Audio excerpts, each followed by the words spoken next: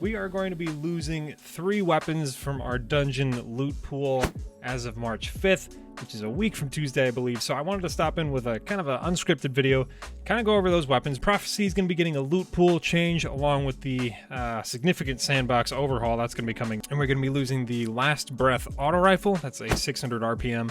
We're going to be losing a Swift Verdict, which is the Void sidearm, and then I believe a Long Walk, it's called the Sniper Rifle. So we're going to take a quick look at those rolls. We're not going to be able to earn those after March 5th because they're going to be removed from the loot pool. There is going to be a lot of stuff added that's going to be pretty great. But with that said, new loot is always great, but I did want to take a look at what we're going to be losing and potentially put those perks in front of you and then see if that's something you'd want to farm out before then, because who knows if we're going to get any version of these weapons back anytime soon. So first up is Last Breath, a 600 RPM adaptive frame kinetic auto rifle. There's a whole mouthful there. I don't use it a ton, but that's not to say it doesn't have some pretty decent rolls. It even comes with pretty high base handling, which is great.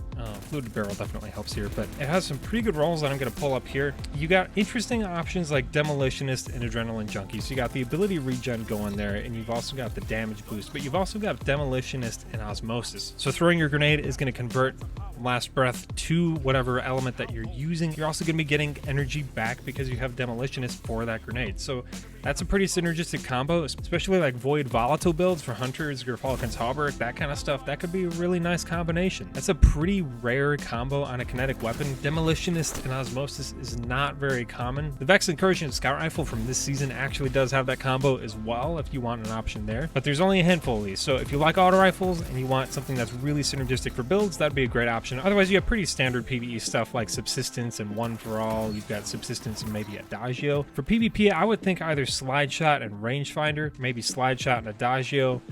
I've got Dynamic Sway and Adagio here. This weapon's pretty stable for the most part. I don't know that Dynamic Sway is necessarily required, but Adagio is a really good perk in PvP. Even Killing Wind and Rangefinder, if you want to just crank out the range, it's got some options here. So I'm not saying it's the meta. I'm not saying it's an amazing auto rifle, but it's not going to be around after March 5th, and you may not want to miss out on it. So next up is Swift Verdict. We're going to take a look at that here. I've actually got a pretty decent roll here. Slide Shot, Rangefinder. This one is definitely a PvP weapon. Sidearms are in a pretty good spot. Precision frames are really good as a whole, and it's got great traits. You got Surplus and Kill Clip. Kill Clip is going to crank this thing's damage like crazy. Again, as you can see here on my roll, you've got Slide Shot, so you combine that with Rangefinder, you got a little more range, stability. That'd be pretty nice for your first couple shots. Even like Tunnel Vision Kill Clip, that would be a really good roll. I mean, super high target acquisition, kind of like Trespasser. You get Tunnel Vision after you get a kill and reload. Not quite as much damage as Trespasser, but Tunnel Vision Kill Clip on Swift Verdict here would be really potent. So if you're a fan at all of sidearms, I would get this sidearm. It is well reviewed by enthusiasts. I'm not a big time sidearm user. It served me well the couple times that I've used it, but people who enjoy sidearms have really good things to say about this gun. So I would definitely pick it up. This is another one that's gonna be leaving as of March 5th. And then last one is Long Walk, which is a sniper rifle. Not a huge fan of this one, really in PvP or PvE. Maybe Overflow and Firing Line. I've got Clown Cartridge and Firing Line on my own roll. I have been hanging on to this for probably about 2 years at this point, hoping it would be useful in some kind of DPS phase somewhere. That has not happened yet, but I hang on to it because I'm kind of a collector. It's a very cool looking weapon. I love the aesthetic of these 9 weapons, but you know, I mean, if it's not a good weapon, it's not a good weapon. For PvP, you got maybe Slide Shot and Snapshot. Maybe the Slide Shot would be nice for reloading. Killing Wind just really isn't necessary on a high range aggressive frame sniper anyways. So maybe Quick Draw or Moving Target in that 4th column. Maybe Snapshot would be the play. And as far as the 1st column, I have no idea because none of those look like PvP perks. But bottom line, it's an interesting sniper rifle. I feel like there aren't a ton of aggressive frames on the market.